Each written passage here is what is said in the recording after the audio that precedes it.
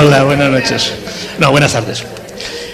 Buenas tardes, agradeceros la asistencia al auditorio de la Casa de Cultura, y voy a ser muy breve porque presentar a David es una redundancia a estas alturas. David y Estudio Monoveros, así mejor, ¿verdad? David y Estudio Monoveros, pues tenemos una relación de largo. El año 18, creo que fue, la primavera, organizamos la presentación de una primera novela suya. Luego han habido otros 2 libros que hemos presentado, y luego ya el tema de las charlas creo que es la cuarta. Pina y yo hemos discutido, pero lo hemos sacado de la duda. Son 4 las charlas que hemos organizado. Entonces ir con él es una seguridad, porque a él no le precede ni el éxito ni a él le persigue el éxito. Entonces nosotros vamos con él y algo de eso tendremos. El tema que va a hablar él hoy, yo no voy a decir nada, porque lo va a decir todo él. Sí os pido 2 cosas. Uno es atención a lo que está diciendo, y una segunda es ir pensando las preguntas que le querráis hacer, porque yo estoy seguro que le va a recibir a puerta de gallola sin ningún temor y viéndola venir. Y nada más. David, lo quieres.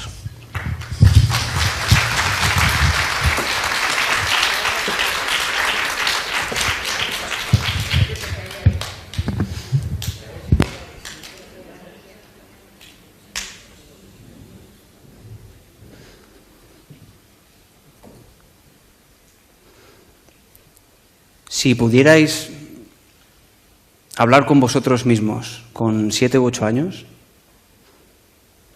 ¿qué os diríais? Pensad qué os diríais. Así como mirándoos desde arriba hacia abajo, ¿qué consejo de vida os daríais?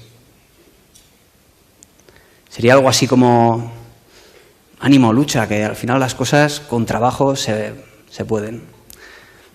O más bien sería algo así como: nada merece la pena verdaderamente. Algo más bien triste.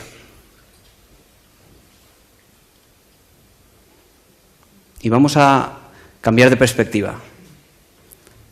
Si fuerais vosotros ahora los niños de 7 u 8 años y os vieseis a vosotros mismos como adultos, los adultos que ahora sois, ¿qué os diríais? Eso sería como tener otras oportunidades, que no las tenemos. Yo diría porque en la vida creo que deberíamos de tener 2 oportunidades. O más. Lo que hemos hecho para no hacerlo. Hay gente que se dice cosas como: wow, todo eso has conseguido.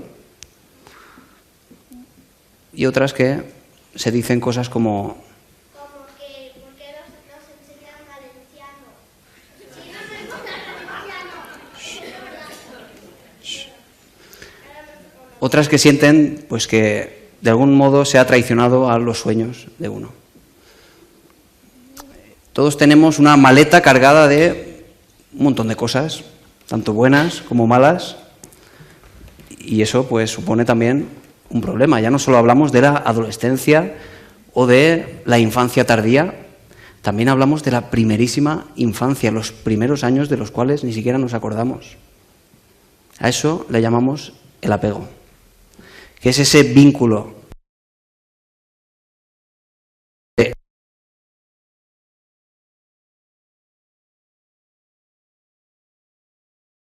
que tiene un impacto profundo y duradero en el desarrollo psicológico. Ni siquiera nos acordamos de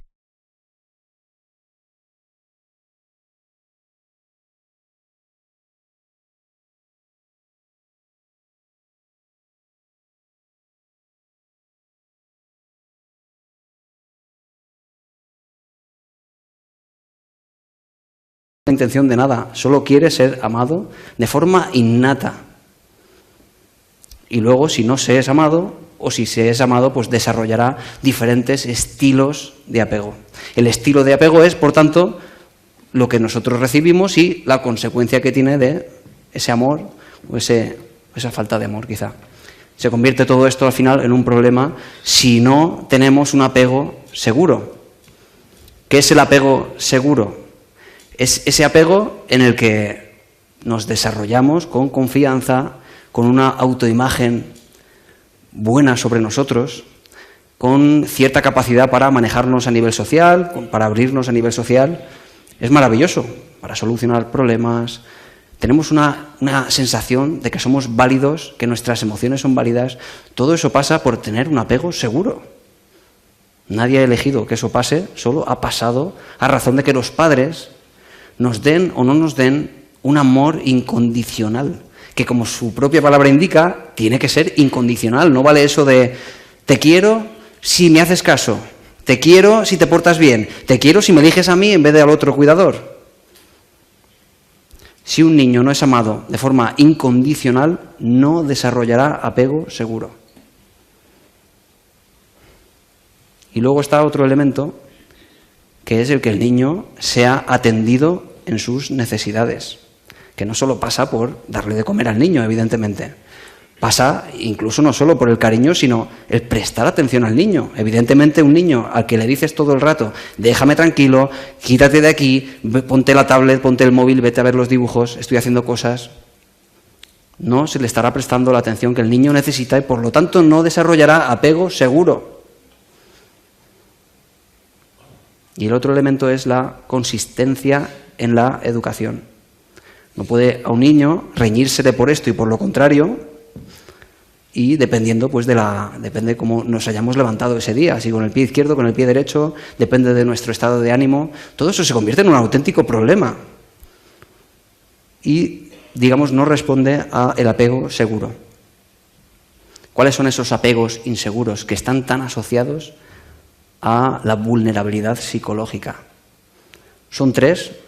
Así lo dicen los estudios, los primeros de Bowley, de Ainsworth, todos los de replicación posteriores, incluso la neurociencia nos confirma que el apego existe y tiene esta injerencia luego en la vida adulta.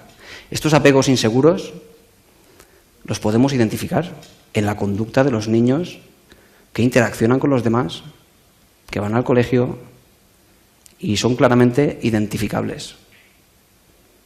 El apego ansioso, por ejemplo, es aquel apego en el que el niño, imaginaos que va al colegio el primer día y de pronto vemos que no se separa de la pierna del padre o de la madre, se agarra como si le fuera la vida en ello y cuando al final se le consigue arrancar la fuerza, el niño de pronto vemos que no se relaciona con los demás. Vemos que no se queda como en un rincón apartado, vemos que no tiene la confianza de explorar el entorno, vemos que no está tranquilo, no está a gusto, solo está pensando en el miedo al abandono, a que la madre no vuelva, porque no confía en que la madre vaya a volver cuando acabe de trabajar. Se pasa el día pensando y haciendo un esfuerzo tremendo por no ser rechazado. Porque es ese niño que sí ha recibido cariño, pero no ha recibido la atención que necesitaba. Con lo cual, si teniendo afecto en un momento dado, tiene el miedo a perderlo. ¿Os suena esto?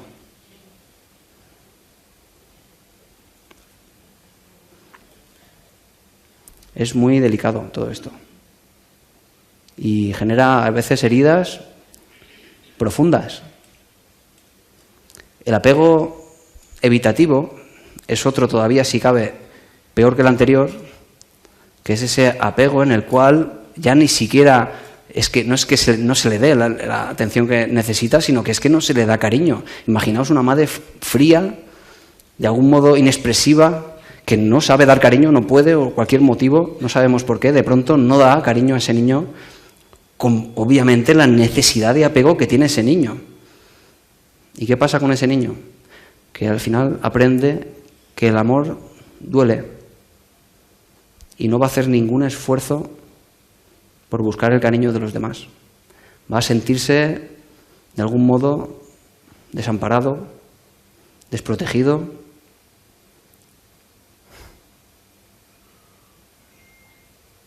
Y cuando este niño crezca, vamos a encontrar a un niño que sistemáticamente va a evitar las relaciones saludables.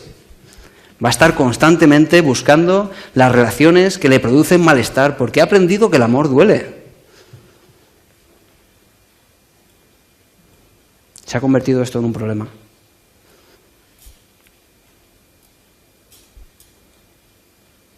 Pero si todavía este es malo, pues el que viene es aún incluso peor, que es el que está asociado muchas veces al maltrato y es el apego desorganizado.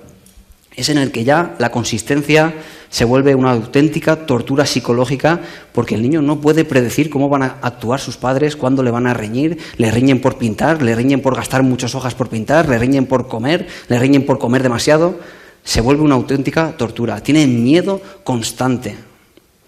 Y cuando se convierten en adultos, estos niños son adultos impredecibles, agresivos, como agresivos fueron sus padres en el trato diario. Han aprendido a tener miedo y a vivir con él y han desarrollado, por tanto, una especie de defensa para no mostrar miedo y no mostrar afecto hacia nadie. Estos son los apegos. Están aquí con nosotros, en cada uno de nosotros. Cada uno de nosotros nos podemos identificar en alguno de estos elementos. Nos hacen ser celosos, posesivos, con un apego ansioso, por ejemplo, por el miedo terrible a ser abandonado por la pareja cuando somos adultos. ¿Qué ha pasado con eso? ¿Cómo es posible que pasen esas cosas? El miedo terrible a perder a la pareja, y escuchamos cosas como, por ejemplo, por favor, no me dejes. No me dejes, que si no, me muero. Y eso sucede porque tenemos dentro ese terrible pavor a ser abandonados y acabamos cediendo partes de nuestra personalidad al final con tal de que la pareja no nos deje. Y esto acaba asociándose a la dependencia emocional, a un círculo vicioso muy negativo hacia la autodestrucción. Es muy duro crecer con un apego inseguro. Muy duro. Aquí veo caras muy tristes, algunas lágrimas, porque de algún modo os veis reflejados en ello. ¿Sabéis cuántas veces he escuchado eso de: yo no sé este niño qué le pasa si se lo doy todo? Si tiene todos los juguetes que quiere, tiene un móvil, tiene una tablet, tiene una bici, tiene un patinete, yo no sé qué más quiere si se lo doy todo. ¿Qué quiere este niño? ¿Qué más quiere? Pero es que los niños se cansan de los juguetes. De lo que jamás se cansa un niño es de que le prestes atención. Se pasan el día diciendo eso de: mira papi lo que he pintado, mira mami la voltereta que he dado, mira cómo me tiro a la piscina. Todo el día se pasan así y pueden estar así todo el día. Al final esta especie de análisis sobre el apego es una especie de búsqueda de algunas causas de lo que pasa en la vida adulta. Cuando se habla de terapia, cuando uno ya tiene una herida que tiene que sanar, no se busca tanto las causas. Se busca mucho más al final cuál es la solución a esa herida, a ese problema. Pero aquí de lo que estamos hablando, aquí y ahora, es de prevención. Hay que darle a los niños atención, hay que darles cariño, amor incondicional y hay que ser consistentes en la educación para que los niños puedan desarrollar de verdad una autoestima fuerte, que no desarrollarán. Es imposible que la desarrollen si no le damos las condiciones necesarias para ello. Y esto no es culpa de nadie. Los padres no han sabido hacerlo mejor. No han sabido, solo eso. Es sencillamente eso. ¿Y qué es la autoestima? Bueno, eso es otro concepto que habría que definir por intentar cambiar aquellos que sean dolorosos, ¿no? Aquellas autoestimas que sentimos que nos lastran, que nos dan problemas más que beneficios a la vida. ¿Qué es la autoestima? Diferentes autores han propuesto pues, diferentes teorías, diferentes formas de entender este concepto psicológico, y hay muchas interesantes. Encontramos, por ejemplo, con una psicóloga llamada Donald Winnicott, que nos hablaba de la madre suficientemente buena.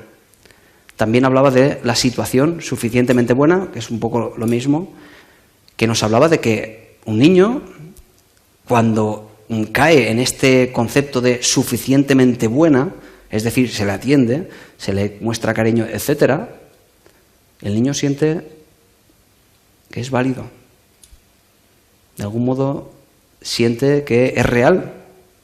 Y si no, lo que acaba pasando es que hace tremendos esfuerzos por ajustarse a las expectativas de los padres, por no ser rechazado.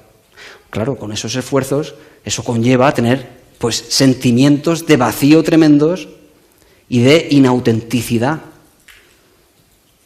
¿Os imagináis todo eso, el esfuerzo que tiene que hacer un niño pequeñito para ajustarse a las expectativas de sus padres? Y no al revés, que es como tendría que ser.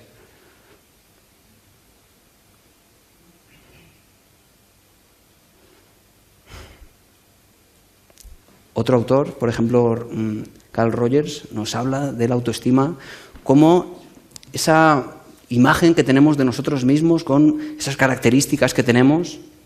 Y no solo eso, sino la comparación entre esto y ese ideal que tenemos de lo que querríamos ser con los atributos que nos gustaría tener. Claro, así sea la distancia entre uno y otro, tendremos la autoestima más alta o más baja. Si es así, estará más alta, o si es así, estará más baja. Un concepto muy interesante que nos da un poquito más de información. De los que hay aquí, ¿quién diría que tiene la autoestima fuerte, saludable y se siente capaz de absolutamente todo en la vida? Que levante la mano, por favor.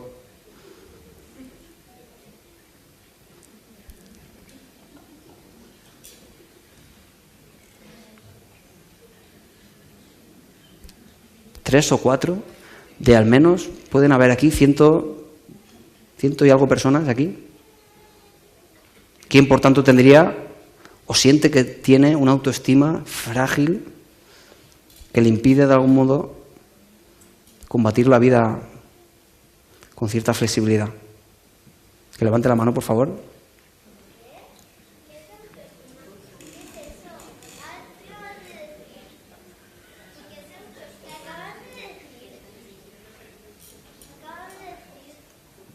Tú no tienes la autoestima frágil. Puedes sentarte.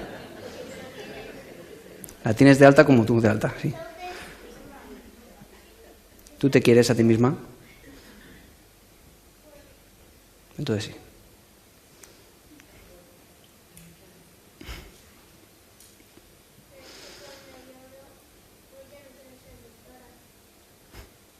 La autoestima también se puede determinar, sobre todo proponiendo opciones de cambio, de un modo conductual también.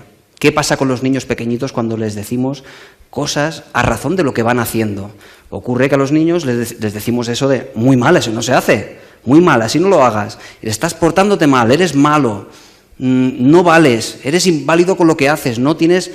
Todo eso, ¿qué ocurre? Cada una de las experiencias en las que el niño se ve envuelto con opiniones de ese estilo, el niño directamente, casi de forma mecánica, acaba viéndose afectado en su autoestima. De nuevo, no es culpa de nadie, nadie es culpable porque no sabe lo que está haciendo.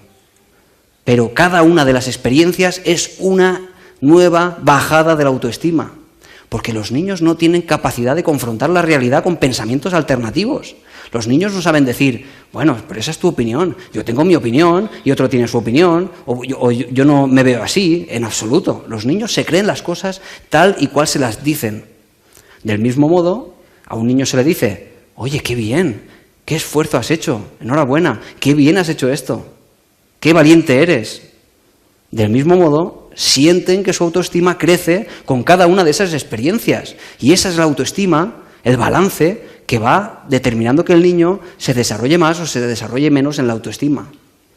Ya cuando el niño es adulto, ya tiene otras herramientas, ya empieza a percibir que la realidad no es una, que uno puede confrontar esa realidad. También los niños pueden hacerlo, pero hay que enseñarse.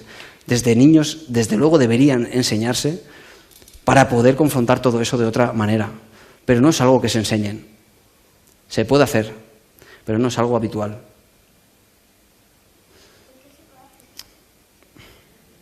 La infancia se supone que es la etapa de la vida más feliz.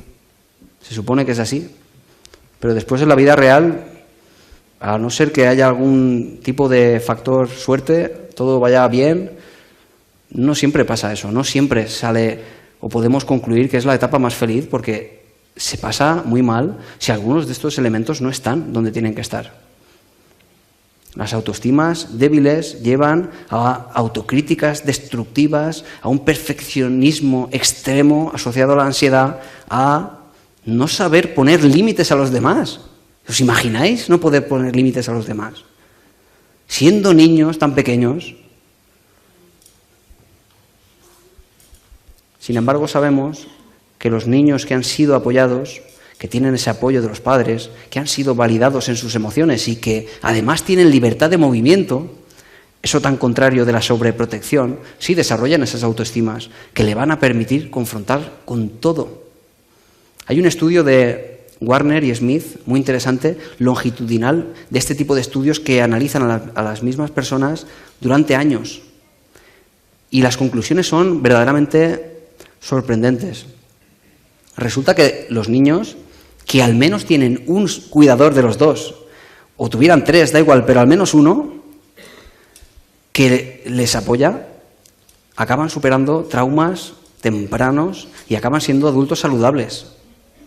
A ese nivel influye el que sintamos el apoyo incondicional de los padres. ¿Pero es así siempre? ¿O nos encontramos con que hay familias que pasan el día y dejan pasar la vida cabreados todo el día con sus hijos porque no hacen lo que tienen que hacer?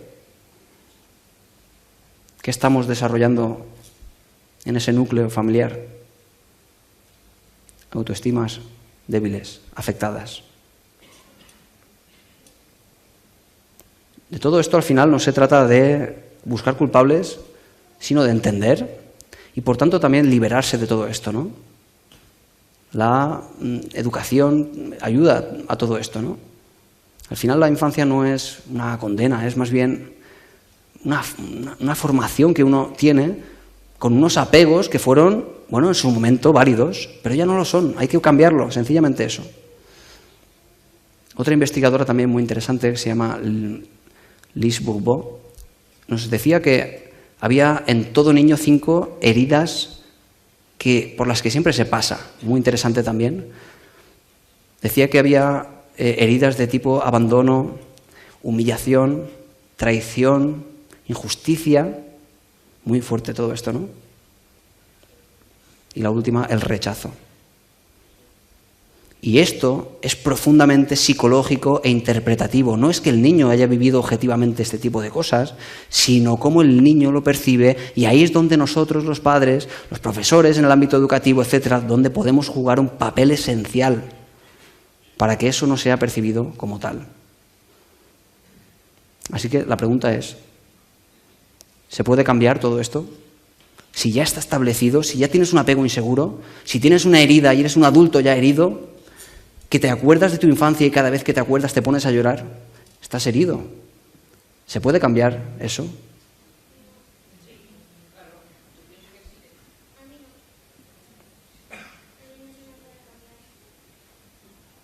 Siempre se puede cambiar, por un motivo esencial, que al final se trata de percibir que la realidad que hemos vivido, uno al final tuvo un apego determinado, es algo innato, sus primeros años de los cuales no se acuerda, pero después de eso, cuando uno empieza a darse cuenta de quién es, cuando empieza a tener recuerdos, se ha contado una historia también, todo coherente con esa narrativa, quizá negativa, que nos ha hecho casi escribir un diario de vida profundamente negativo.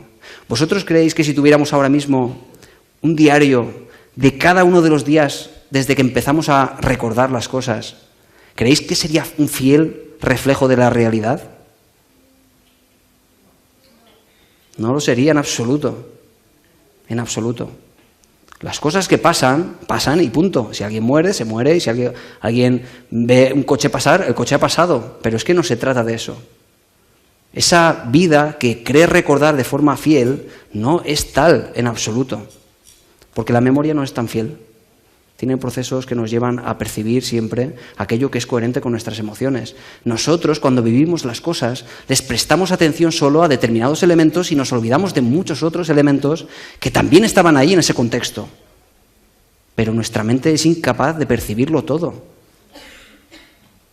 También la causalidad de las cosas, el por qué pasó esto, por qué esta persona me trató mal, por qué esto salió mal, por qué esto se cayó, por qué no se cayó, todo eso es una atribución subjetiva que nosotros hicimos de los hechos. Y además la gravedad siempre es también percibida. ¿Qué tan grave fue lo que pasó? Nos lleva de nuevo a meterle una carga de subjetividad tremenda a ese diario. Por eso 2 hermanos en una misma familia nos encontramos que Uno dice haber vivido un drama tremendo en un hecho y el hermano dice que no ha vivido en absoluto así lo mismo. ¿Cómo es posible? Si vivieron el mismo momento, la misma situación. Porque unos prestaron atención a unos elementos, no le atribuyeron la gravedad, todo fue una construcción también de aquello que vivieron de forma interpretativa. Esto es maravilloso que sea así, en realidad, porque nos dice que podemos cambiar ese pasado, que no es inamovible, no se queda allí y ya está, de forma fija. Ese pasado se puede tocar y se debe tocar en la medida en la que uno quiera engrandecer su autoestima frágil. Debemos reescribir esa historia que no es la verdadera, en absoluto, no lo es. Fijaos cómo funciona la memoria. Vamos a hacer una pequeña descripción básica de cómo funciona esa memoria. Tú vives una experiencia en esa memoria episódica, que es esa memoria de lo que vivimos, a diferencia de otro tipo de memorias, como la semántica, que es pues acordarnos de los ríos, etc. Nos olvidamos de esa. Solo la memoria episódica de todos los hechos que nosotros hemos vivido en nuestra vida. Nosotros vivimos un hecho y codificamos en la mente aquello que vivimos, de nuevo, con esa carga de prestar atención solo a lo que nos cabe en el momento. Además, coherente siempre con cómo nos sentimos en el momento concreto.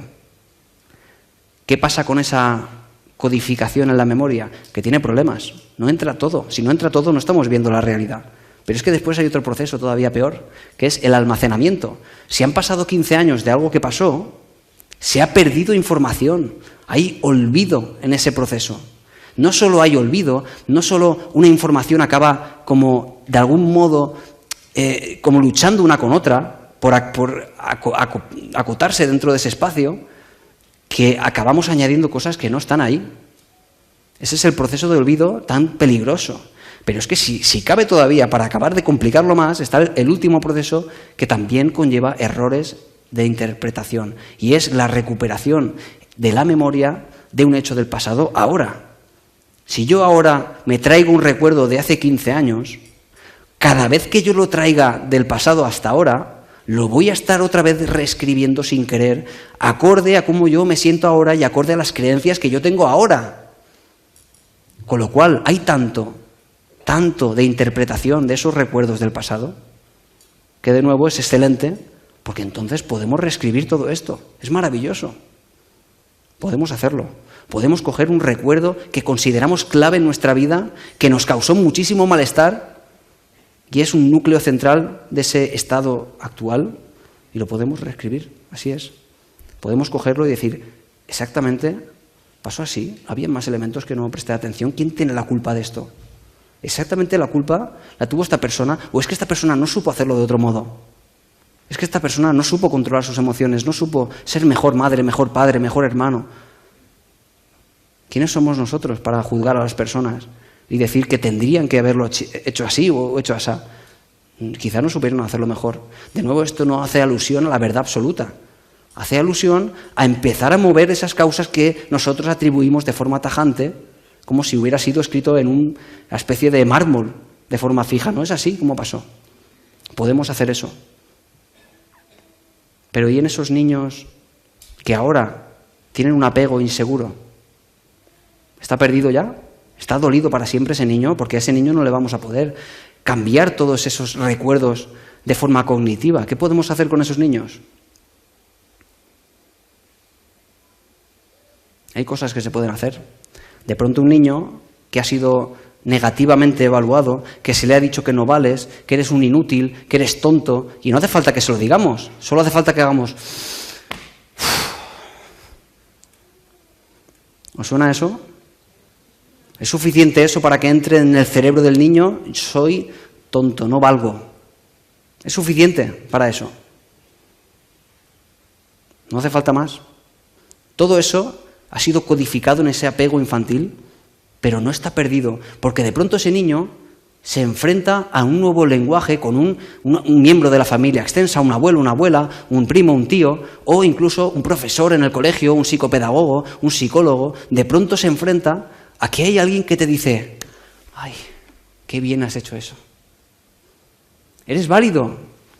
De pronto te dicen, ¿estás triste? Entiendo que estés triste. ¿Estás enfadado? Entiendo, yo también me enfadaría en tu caso, claro. Y no te dicen eso de, ¿otra vez estás enfadado? ¿Otra vez estás triste?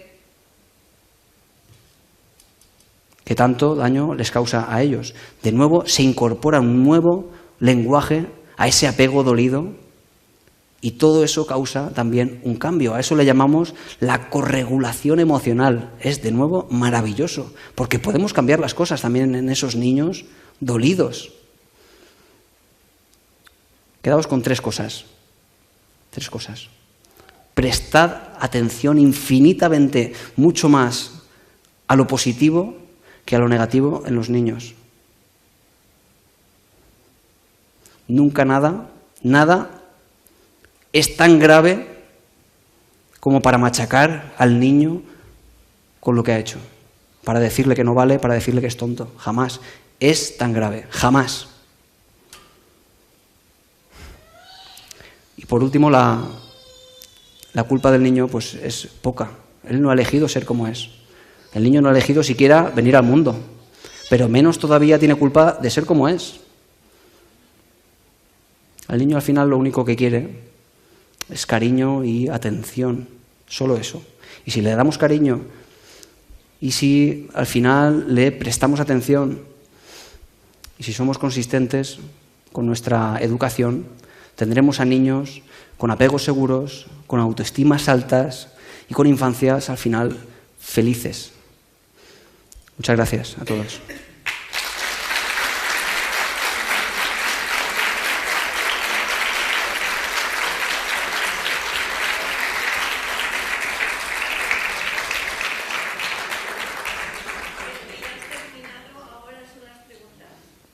Sí, ¿dónde estás? No te veo. Vale. Coge el micrófono. Ah, vale. Que también según la época piensas unas cosas, luego otras, porque yo puedo pensar de mi infancia que he sido muy feliz, porque he jugado mucho, en la calle y todo lo que sea, porque mi madre me ha llevado aquí, allá, a jugar. Y el padre se dedicaba a trabajar y en la crianza no participaba, lo hacía mi madre. Y ella puede tener un carácter o lo que sea, y yo tengo el mío. Lo sacas de una manera o de otra, pero cuando ya llega cierta edad, sí que empieza eso de, tú no sirves, tú para eso no sirves, mira, no te apunto. O pues mira, no sé qué, no sé cuántos. Porque la que tiene siempre 1000 preguntas, como yo, que ya lo dije en un sitio, que eso me lo enseñó mi madre, entonces ya no sabes por dónde salir. Y a mí lo que me valió es que me dijera los porqués, aunque fuera a su manera, me explicaba el porqué. Y yo al final, lo que oía por ahí, siempre acudía a mi madre.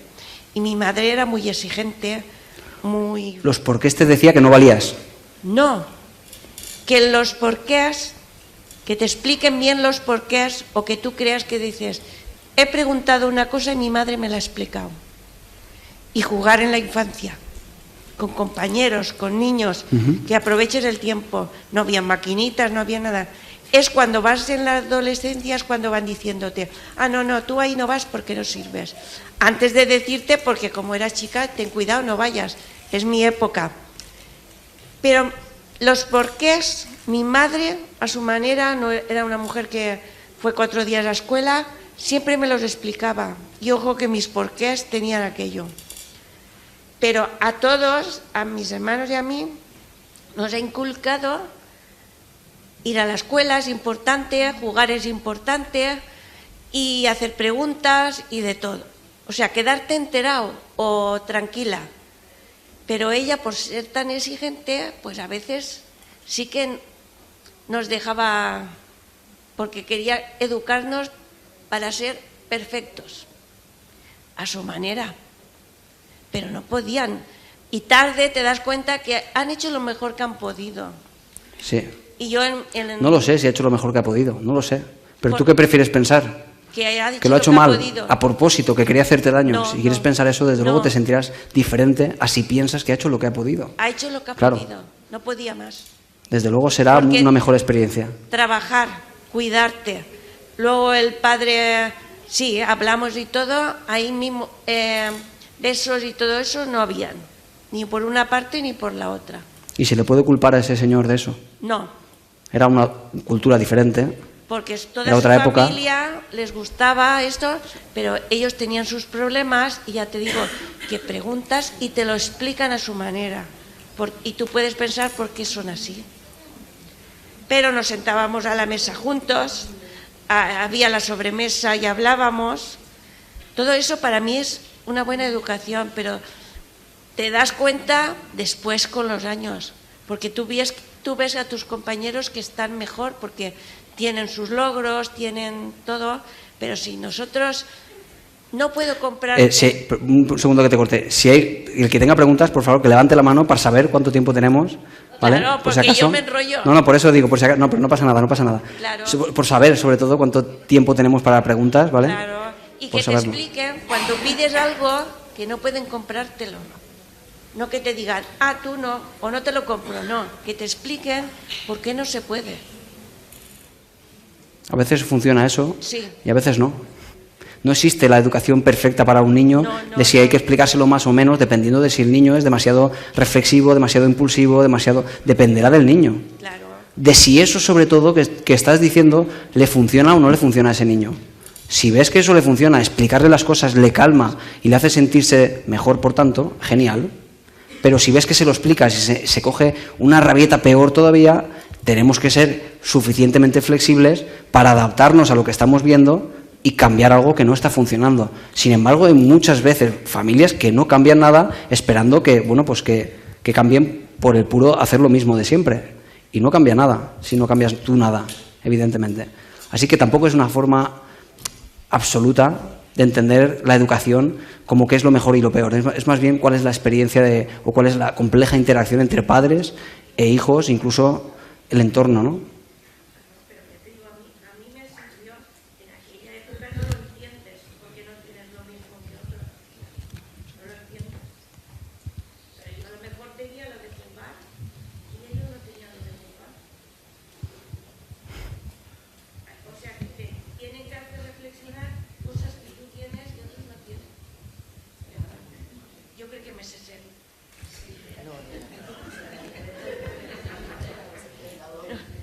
És que no vol parlar ningú.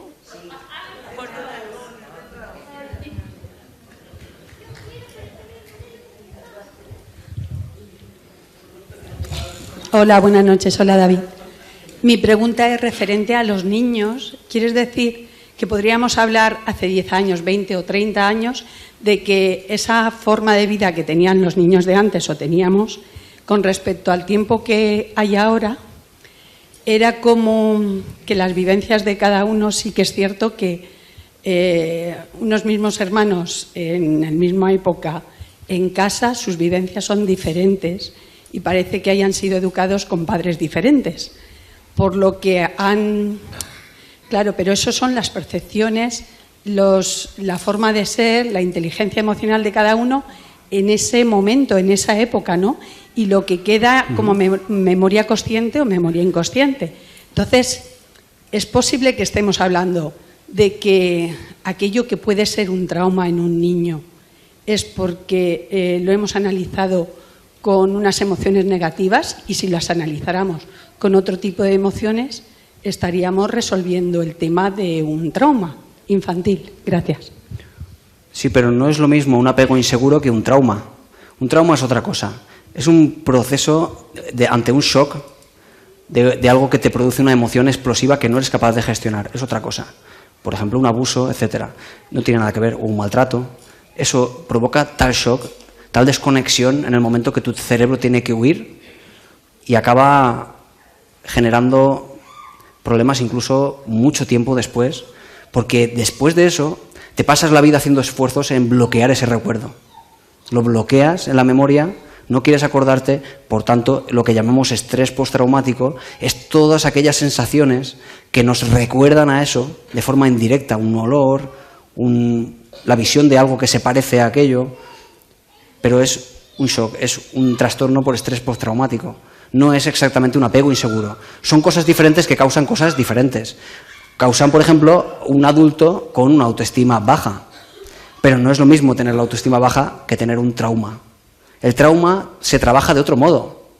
Se trabaja con métodos tanto cognitivos como de exposición al trauma, de forma sistemática y gradual, con tal de que aquello que has estado evitando durante años y años y años, bloqueando en la mente, se reintegre en la memoria en un contexto donde el estímulo no es tan emocional, como por ejemplo en consulta, con tal de que, dado que el recuerdo se vuelve a reescribir cada vez que lo traes a la memoria, al volver a recordarlo en ese contexto se vuelve a guardar con menos carga emocional, y así sistemáticamente hasta que se acaba por convertir en algo que no es capaz de generarte ansiedad, por ejemplo. Sería el trauma, eso. Mi puntuación no es más como un trauma clínico, psicológico, sino de lo que yo quería decir es sobre esas percepciones de vida de un infante, como sus recuerdos que a lo mejor le han ocasionado pues frustración, ¿vale? Yo quiero esto, no me lo compran, yo quería hacer esto y mis padres no me dejaron, sin llegar a ser un trauma, pero que vulgarmente nosotros hacemos a lo mejor el comentario y decimos, pues mi trauma cuando yo era pequeña era, cuando realmente no es eso, pero que vamos, que van por ahí. Son las percepciones de la infancia, como vivencias que han sido frustrantes o negativas, pero también es cierto que a lo mejor, pues en esta época de hace 20, 30 años, lo que tenemos es que la justificación, la explicación de decir, bueno, es que era aquella vida la que tocaba vivir de esa manera. Entonces, a lo mejor cuando pasen 20 o 30 años más, pues la otra sociedad también podrá decir, pues la gente de los videojuegos y de la infancia y tal hacía otras cosas diferentes dependiendo de esos momentos de la sociedad. Sí, no, y tienes razón. Al final, por eso decía Lise Bourbeau, que al final esas especies de heridas que todo niño pasa, la traición, que sería un poco eso, el que mi padre no me deje jugar al videojuego que me gusta, se puede percibir como una traición y el niño no miente después. El niño cuando es adulto dice, es que eso me dolió profundamente. No miente, es que lo vivió así. No hay ninguna mentira ni ninguna tergiversación de la realidad para él. Es su pura subjetividad. Por eso, pero claro, ¿es eso realmente objetivamente malo? No, es la decisión que tomó su padre, y por eso digo que el padre debe ayudar, y la madre y el contexto debe ayudar a que eso no se convierta pues en un problema, ¿no? Que se aprendan herramientas de gestión emocional con tal de que ese niño perciba eso con menos intensidad, de una forma más natural, esa traición, que no pase 15 años y siga rumiando la rabia que me da que mi padre me quitara la videoconsola, en vez de percibir esa situación como que no me gustó, pero lo puedo asumir. Eso es lo que todo niño debería procesar. No me gusta, pero lo asumo. Ante emociones de rabia y esas sensaciones de abandono, tristeza, traición, que son más bien subjetivas. Es el acompañamiento que debemos hacer los padres y los psicólogos también, y todos los profesionales que nos dedicamos a trabajar con niños, porque necesitan esa reinterpretación que les va a permitir integrarlo de otro modo. Esa es la idea. Buenas, David. Hola. Bueno, yo quería hacerte una pregunta, y es que, bueno, sabemos que actualmente, pues, bueno, y bueno, en el pasado también ocurría que los padres tienen que salir a trabajar, dejamos a los niños con familiares, con diferentes familiares, y yo noto que, pese a que yo, por ejemplo, en mi caso, he leído, he estudiado y he intentado tener mi planteamiento de educación a mi hijo, pero veo que muchas veces choco con los familiares en la forma de actuar con él.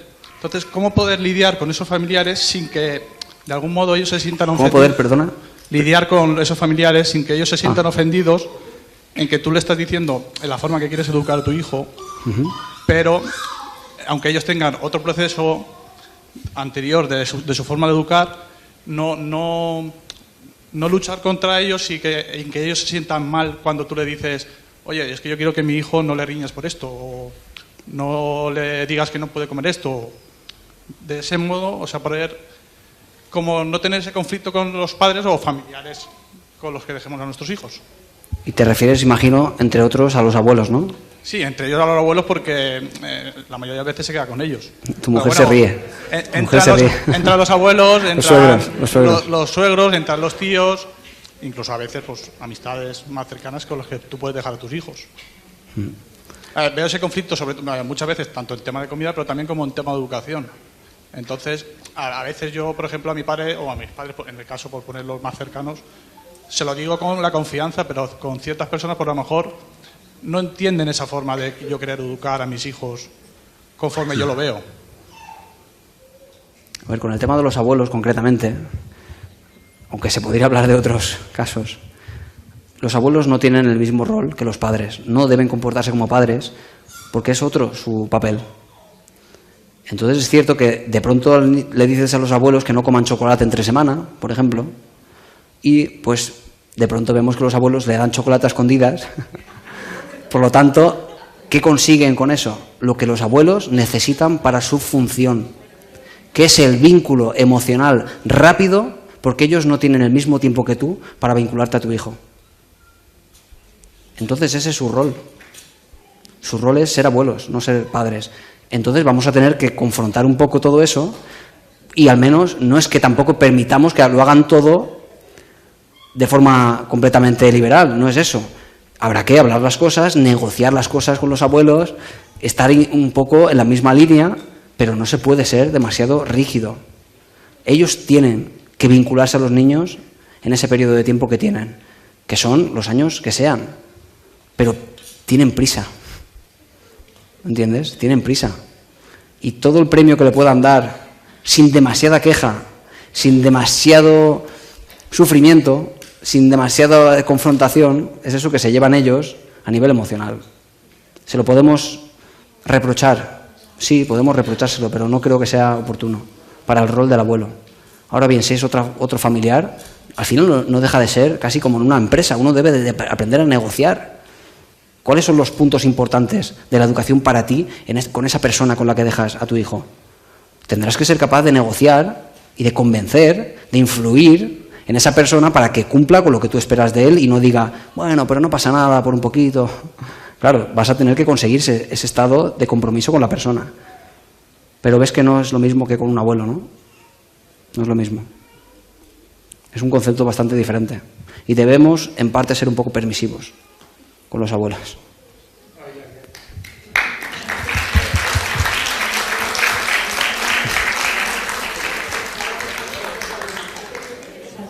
Hola, David.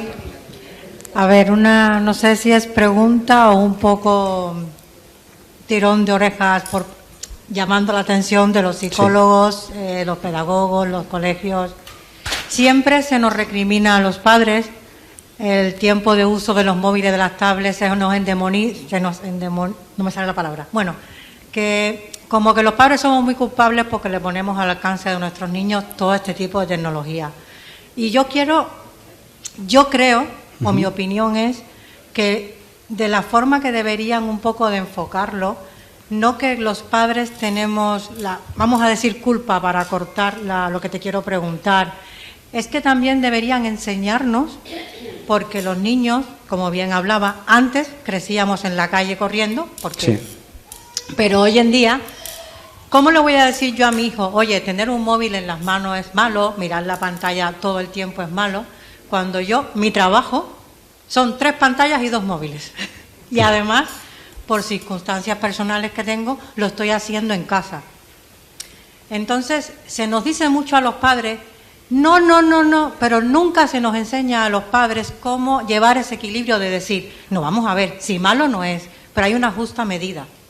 Porque la realidad es que un hijo que tuve hace 20 años, que no es nada, pero son 20 años, con uno que tuve hace 10, el que nació hace 10, a sus manos tenía ya la diferencia de tecnología en 10 años, es brutal. Sí. Y el que nació hace 10 con el que nació hace 20, lo que te acabo de decir. ¿Cómo yo decirle a mi hijo, lo peor del mundo es tener un móvil cuando él me ve con 3 pantallas y 2 móviles? A mí me gustaría que todas las campañas que se hacen por la tele, los colegios, los psicólogos, es verdad que se hacen, que lo entiendo, mirando esa educación y demás, pero creo que os falta el enseñarnos a convivir con la tecnología y la educación del niño para buscar ese equilibrio. Mi opinión, ¿eh? Sí, sería muy fácil decir, por ejemplo, que una persona de 70 años diga a los niños, es que yo en mi época no tenía móviles, por lo tanto pueden estar sin móviles. Digo, ya, pero claro, es como si 150 años atrás dijéramos que yo no tenía coche. Ya, pero es que es lo que tienes en tu época, es algo que ellos se han criado en esto. Debemos también de tener en cuenta eso. La medida de lo peligroso lo sabemos. Sabemos claramente cuál es la medida.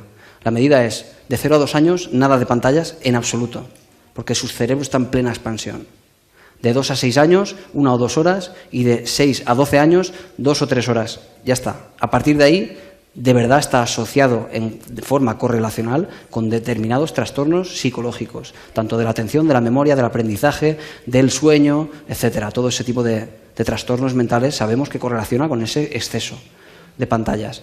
Con lo cual, si al final le decimos a los niños que esto no es malo porque vivimos en un contexto tecnológico, pero somos nosotros los que ponemos los límites.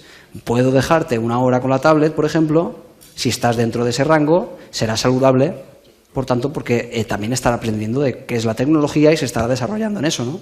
Genial. También sabemos por determinados estudios que en realidad el estar utilizando pantallas para, por ejemplo, aprender, ¿no? También es ese un poco el dilema, ¿no? ¿Por qué no aprender mediante tablets, ¿no?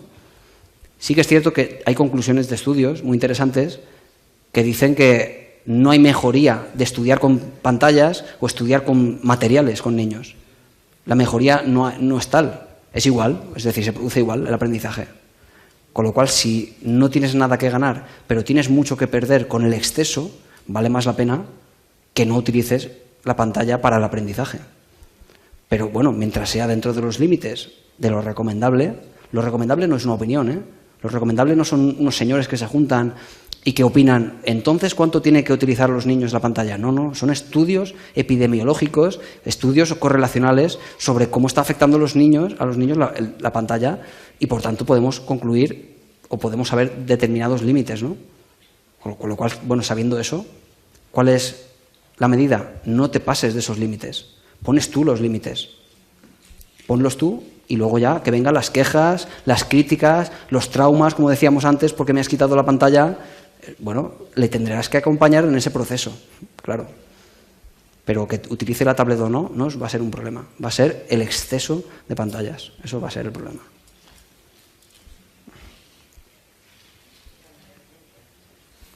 ¿Ese tiempo que has dicho es al día? Al día. Te voy a decir más todavía, no solo al día, sino que además es el sumatorio de todas las pantallas, incluidas la televisión. Con lo cual sabemos que en España más del 64%, según los últimos estudios, en España se excede ese límite. El 64% de la población. Ahí está el límite.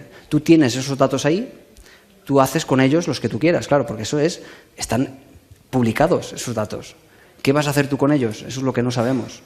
Esa es tu medida como padre o como madre, lo que tienes, digamos, que tienes que absorber todo esto y decidir, ¿no? Tomar decisiones. ¿Cuál es, digamos, lo mejor? Lo mejor es que no estés dados los límites.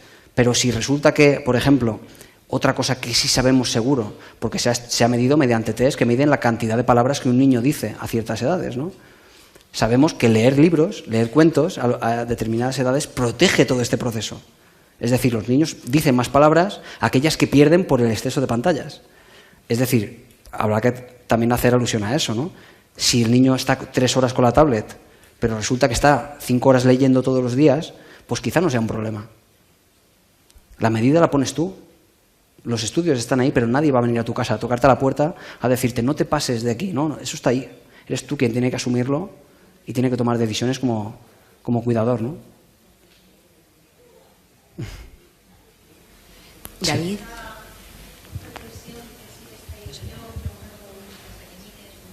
Espera que no te escucho un segundo.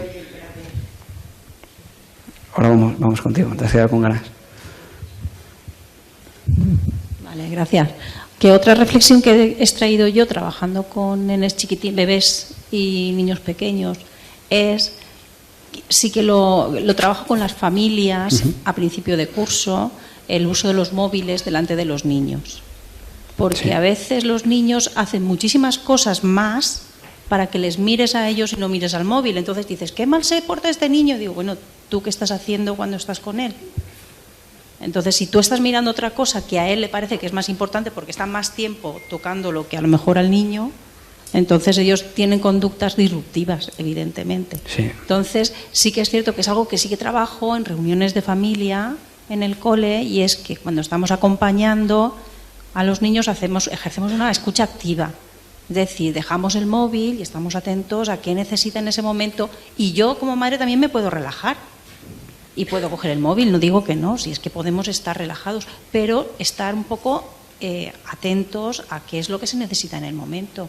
Que el móvil no es más importante, no tengo que contestar este WhatsApp ya, o no tengo que ver esta noticia ya, sino que hay que controlar un poco, gestionarte tú en los tiempos del móvil. Y eso sí que es algo que lo trabajamos en familia en el periodo de adaptación, en el periodo de acogida. O sea que, y va bastante bien, ¿eh? Sobre todo por las consecuencias que hemos hablado que tiene el no prestar atención al niño cuando el niño la requiere. Sabemos esas consecuencias, con lo cual no tiene ningún sentido que el niño perciba que para ti es más importante un trozo de pantalla de 14 pulgadas donde pasas 4 o 5 horas al día mirando. No tiene ningún sentido. ¿Qué puede asumir el niño con eso? ¿Qué puede asumir el niño que está mirándote a los ojos pero no recibe una respuesta durante las horas que sea? Es un tema peligroso. Pero tiene que ver no solo con las pantallas, sino que podría pasar por otro estímulo. Podría ser hace 100 años con un hombre que está trabajando en el campo todo el día y que no hiciera caso al niño, ¿no? Sería similar. Pero esto sugiere otra cosa, sugiere que eso es atractivo. Y les enseña a los niños que ahí hay algo muy importante a lo que atender. Les enseña patrones de conducta, ¿no? Que está bien estar ahí horas y horas. No parece muy saludable, desde luego. Y bueno, como ya no son opiniones, son datos, evidentemente no son en absoluto saludables cuando el cerebro de un niño está en pleno desarrollo. Para un adulto es diferente, porque para un adulto también tiene consecuencias. Pues resulta que está asociado a miopía, a sobrepeso, bueno, todo lo que queramos a nivel físico. Pero el niño no es igual. No es lo mismo que esté un adulto con 4 horas con un móvil que un niño.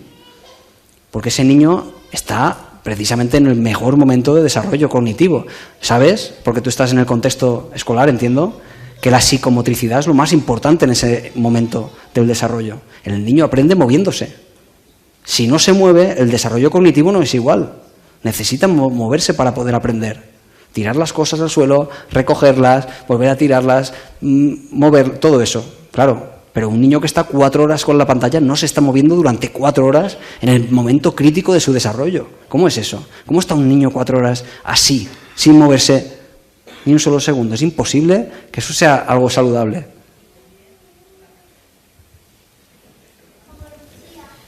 David, bueno, pues gracias. Primero darte las gracias por todo lo que nos has dicho. Darte las gracias primero y luego preguntarte qué podemos hacer ya en la vida adulta, los adultos, qué podemos hacer o qué nos puede facilitar el escaneo de la maleta para poder reescribir, cosa que hacemos de una manera o de otra, los recuerdos con más objetividad. ¿Con más objetividad? Sí, bueno. La objetividad probablemente le daría otro toque, claro, seguramente. Por ejemplo, si hablamos de objetividad y de ese contexto familiar en el que hemos sentido la traición, el abandono, etcétera, todo eso subjetivo en parte, claro, puedes buscar información, porque cuando tú percibes o recibes una información de tu hermano, tu primo, quien sea de la familia, que te da datos importantes, ¿qué solemos decir? Bah, tú no sabes lo que pasó. Estás mintiendo, estás tergiversando, que no te enteras de nada, cosas así. Pero no es así. Es que esa verdad que el otro muestra también es verdad, porque es como el otro lo vivió. Si tú quieres buscar a nivel objetivo qué es lo que de verdad ha pasado, encuentra toda la historia de aquello que pasó. Pero eso solo en el caso de que sientas que eso te va a ayudar. Si sientes que la historia es demasiado truculenta, no tiene tampoco sentido buscar más amargura, ¿no? Al final uno debe basarse siempre en objetivos. Si lo que quieres es, de algún modo, fortalecer tu autoestima y tu infancia o tu familia ha sido muy destructiva, tampoco tiene demasiado sentido que indagues más en el dolor, ¿no? Pero si percibes que fue demasiado subjetivo, que no fueron tan malos como en realidad tú sentiste, se puede reescribir, porque tienes ese objetivo, que quizá no fue tan grave. Si existe esa posibilidad, ahí es donde tienes que indagar. A ver. mi niña. ¿Tienes una pregunta? A ver, David. ¿Dónde estás? Que no te Aquí. veo. No, nada más, que has comentado un poco el peligro de la falta de atención con los niños. Yo quería preguntarte, ¿tiene el mismo peligro el exceso de atención? Claro. La sobreprotección, por ejemplo, no deja de ser un exceso de atención de tal manera que al niño no le pase nunca nada malo. También se convierte eso en parte de esa autodestrucción de la autoestima. Porque el niño con autoestima alta es el niño que se le ha permitido libertad. Libertad para moverse y hacerse daño. Si no se le permite, se le está sobreprotegiendo. La sobreprotección no es protección, no es cuidado, no se vaya a descalabrar entre pinchos por la calle. No, es que no lo saco de la calle por si acaso alguien me lo roba o le atropella un coche. ¿Cuántos niños aquí en Monóvar han atropellado un coche en los últimos 60 años? Ninguno, que yo sepa. O pocos, podemos decir alguno. Entonces, ¿qué probabilidad hay que pase eso ahora? Con lo cual no deja de haber una sobreprotección, que le prestamos demasiada atención a las consecuencias que pueda tener el cómo interactúa. Queremos de forma quizá demasiado rígida que el niño sea como tú quieres, que salga las cosas perfectas, y eso no deja de ser un exceso de atención. Claro que es un problema. Sí, eso es lo que quería decirte, porque hay niños más listos y más torpes.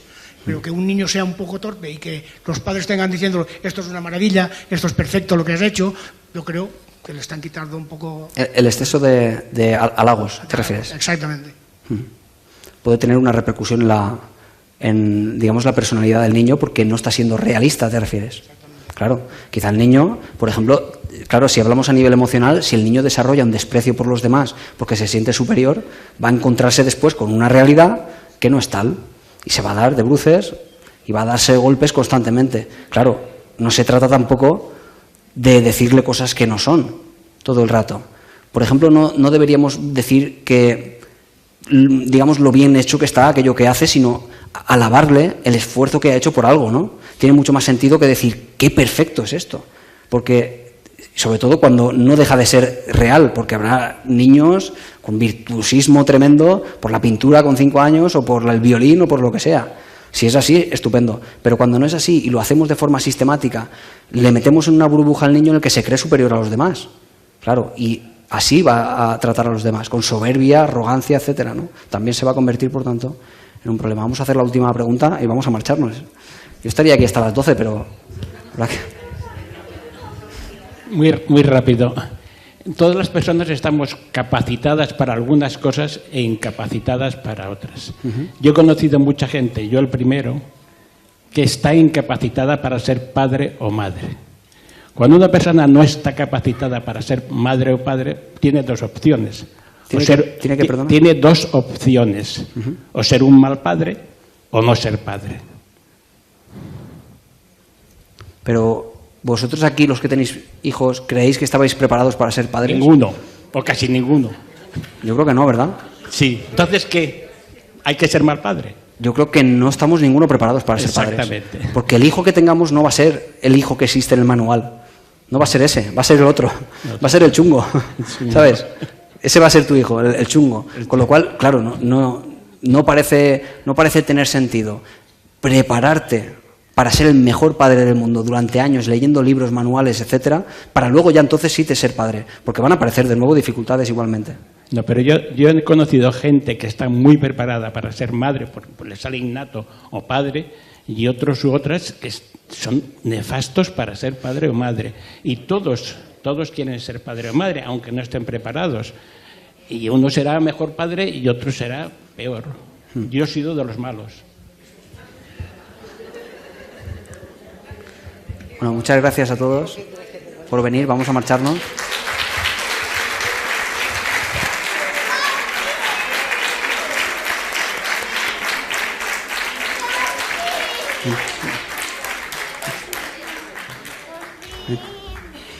Aquí ven.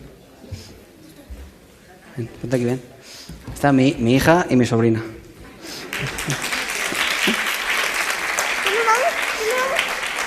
Sí. ¿Quieres decir algo? ¿Tú quieres decir algo? Sí. ¿Qué quieres decir? ¿Por qué nos enseñan valenciano en el colegio? ¿Por qué no se enseña valenciano en el colegio? No lo sé, hija. Bueno, lo dejamos aquí. Muchísimas gracias de verdad por venir, ¿eh? Yo encantado de estar aquí.